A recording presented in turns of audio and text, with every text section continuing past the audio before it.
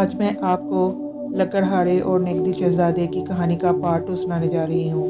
جب صبح ہوئی تو میں نے دیکھا کہ میرا بیٹا گدھے کی شکل اختیار کر چکا تھا۔ ہمارے گھر پر زوردار گرج پڑی، جس کی وجہ سے گھر کا سارا سامان جل کر راکھ ہو گیا تھا۔ اس میں میری یہ غلطی ہے کہ میں نے کبھی بھی اپنے بیٹے کو غرور اور تکبر سے نہیں روکا۔ اب میرا یہ حال ہے کہ میں جنگل میں لکڑیاں کاٹ کر اپنے ہی بیٹے پر لاد کر فروخت کرتا ہوں۔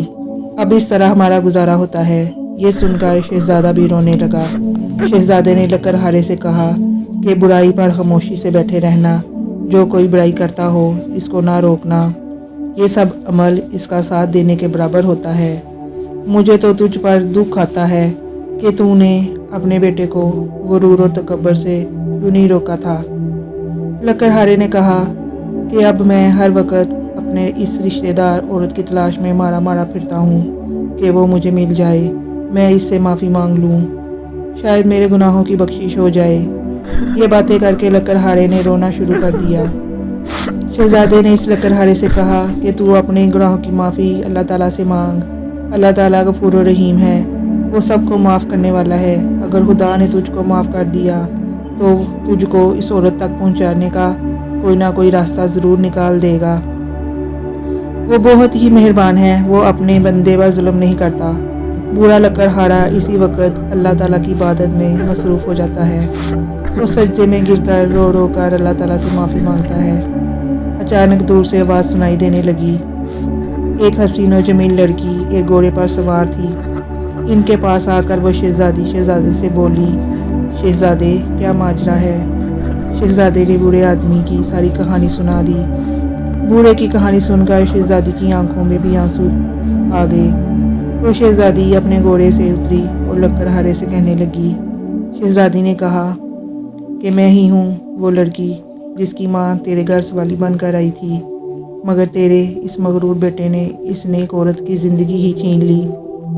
شہزادی نے کہا کہ میری ماں ساری رات تیرے دروازے پر کھڑی طوفان اور آندھی کا مقابلہ کرتی رہی کہ شاید تم کو رحم آ جائے۔ سردی انتہا کی تھی، میری ماں سے سردی برداشت نہ ہوئی، وہ اس دنیا سے چلی گئی۔ جب صبح ہوئی تو رحم دل بادشاہ اپنی روٹین کے مطابق گشت پر نکلا۔